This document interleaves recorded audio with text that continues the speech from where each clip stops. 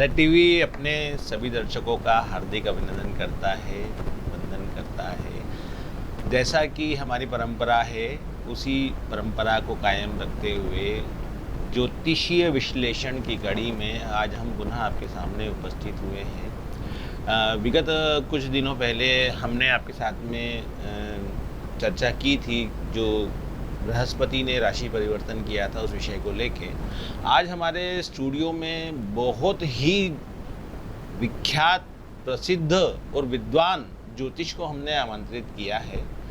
आचार्य पंडित मनीष शर्मा जी से मैं आपका परिचय कराऊं, उसके पहले मैं उनके बारे में बता दूं कि पंडित मनीष शर्मा के विषय में इंदौर, उज्जैन या मध्य प्रदेश में जो भी बड़े ज्योतिष हैं वो बहुत ही अच्छे से उनसे परिचित हैं। दैनिक भास्कर अखबार का साप्ताहिक राशिफल हो या विभिन्न जो मध्य प्रदेश से जुड़े हुए न्यूज़ चैनल्स हैं उसमें साप्ताहिक राशि परिणाम दिखा, भविष्यफल की बात हो, इस तरह के कई प्रोग्राम, कई भविष्यवाणियाँ उनके साथ में जुड़ी हुई हैं। और मैं प्रत्यक्ष प्रमाण हूँ, मैं स्वयं इस बात का गवाह हूँ कि उनकी जो की हुई भविष्यवाणियाँ हैं वो कई मौक़ों पर 100% सही निकली हैं। देखते हैं आज का विषय भी हम आपके सामने इसी आशा के साथ में लेकर उपस्थित हुए हैं कि आज जो हमारे सामने वो भविष्यवाणी करने वाले हैं, दरअसल वो एक बहुत बड़ा धमाका करने वाले हैं।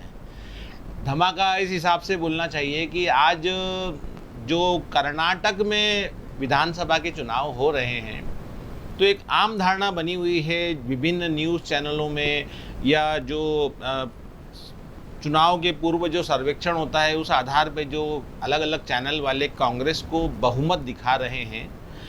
और जो चुनाव परिणाम हैं वो भी काफ़ी हद तक लोगों के मन में स्पष्ट है। पर अब देखना चाहते हैं कि हमारे पंडित मनीष शर्मा साहब इस विषय में अपना क्या ओपिनियन देते हैं। सबसे पहले तो पंडित जी, आपका हमारे स्टूडियो में बहुत बहुत स्वागत है। हम कृतार्थ हैं, धन्य हैं कि आप पधारे, हमें आपने अनुग्रहित किया।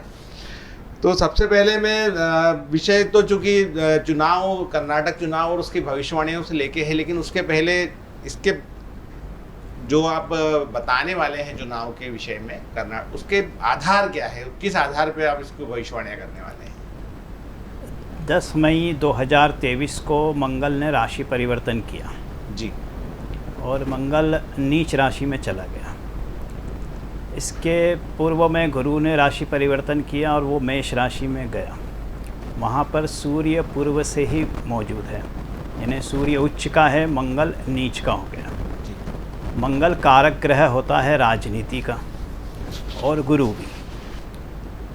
तो गुरु मित्र राशि में होने से और मंगल नीच राशि में होने से, जैसा कि अनुमान था कि एंटी इनकम्बेंसी और उसकी वजह से कर्नाटक में सरकार गिर जाएगी, हार जाएगी, परंतु मंगल के नीच राशि में आने से और परिणाम 15 मई के पूर्व घोषित। मंगल में अब थोड़ा सा और क्लियर करना चाहूँगा अपने दर्शकों के लिए कि जब मंगल नीच राशि में, मतलब नीच राशि क्या कहलाएगी मंगल की, और उच्च राशि जैसे आपने सूर्य की उच्च राशि बताई या गुरु, तो थोड़ा सा प्लीज़ मतलब हमारे जो दर्शक हैं वो समझना चाहते हैं नीच की और उच्च की राशि क्या है। ये नीच की राशि ये होती है जैसे मंगल मकर राशि में उच्च का होता है, और नीच राशि मतलब कि उस राशि में उसके फल अच्छे नहीं होते हैं।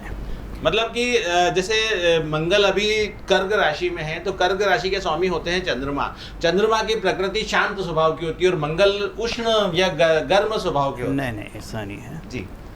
एक ज्योतिष में एक भा चक्र बनता है जी, 360 डिग्री का वो चक्र होता है, और उस चक्र में 3.220 डिग्री जी का एक अंश होता है, और वहाँ से गणना शुरू होती है। जी। तो जब 9 के 9 ग्रह हैं और हर ग्रह एक एक राशि का मालिक है।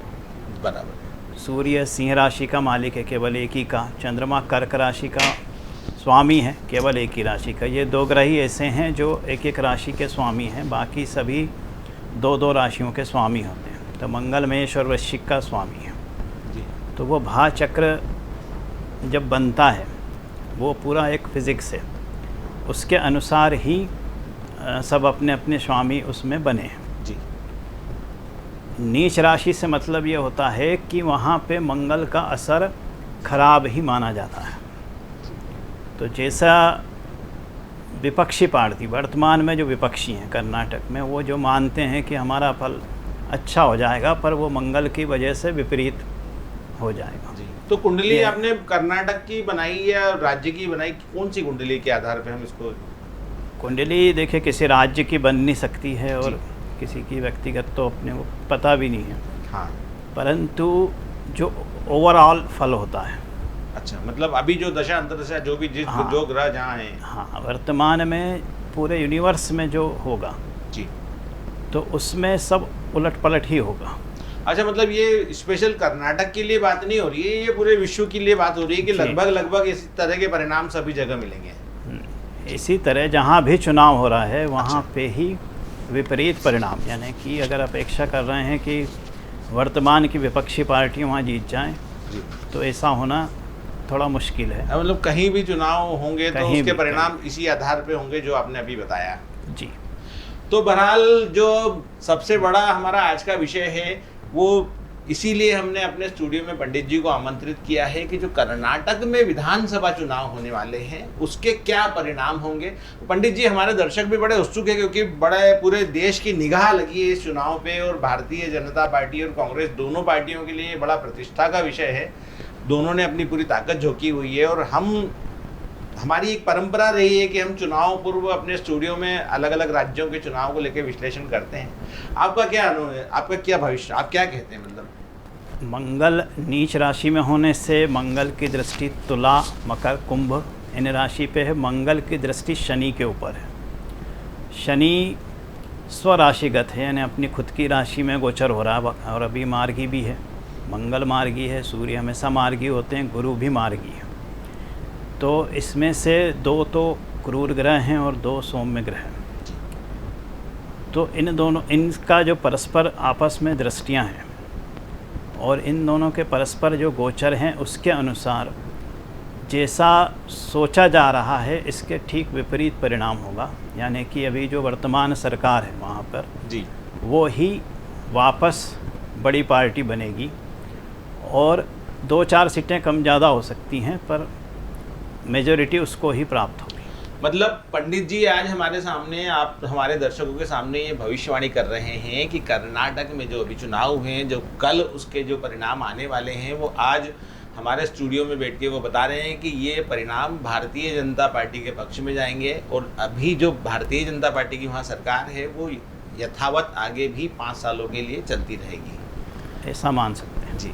मतलब परिणाम पंडित जी का ये कहना है कि कुछ 2, 4, 5, 10 सीटों का कम ज़्यादा हो सकता है, लेकिन फिर भी परिणाम भारतीय जनता पार्टी के पक्ष में ही आएंगे। तो भारतीय जनता पार्टी का जो बहुमत से 5-10 कम, हाँ 2-4 कम, हाँ, मतलब थोड़ी बहुत, फिर बाकी तो अमित शाह जी हैं, वो कर लेंगे व्यवस्था।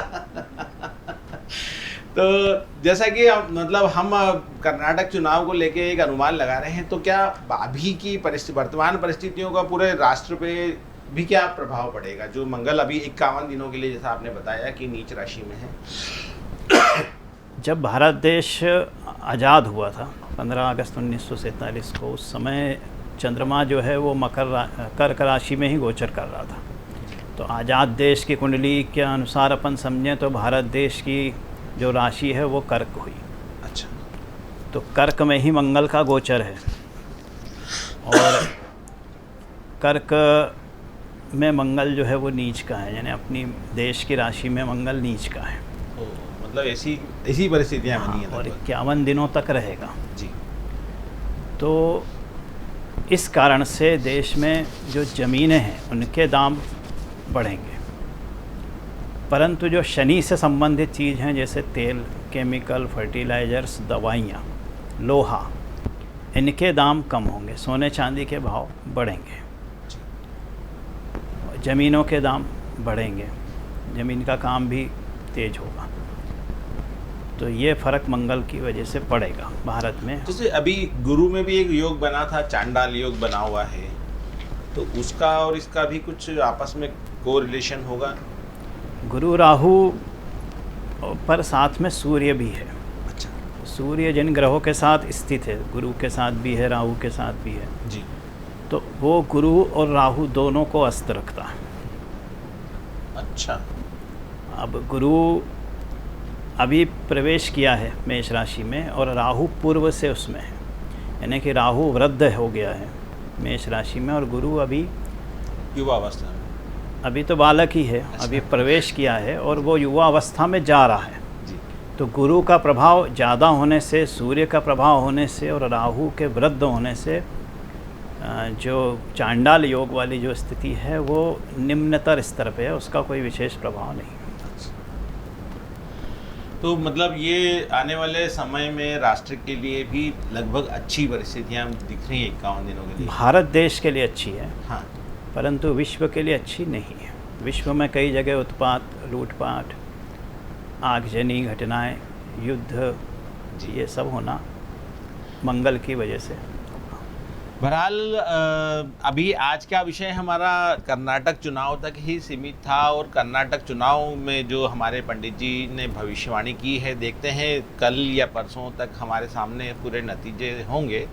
तो उत्सुकता हमें ये रहेगी कि हमारे पंडित जी द्वारा जो भविष्यवाणी की गई है वो 100% सच निकले, ताकि हम भविष्य में भी इसी तरह के विषय आपके सामने पुनः लेके आते रहें और बड़े और महत्वपूर्ण विषय आपके सामने पंडित जी के माध्यम से प्रस्तुत करते रहें।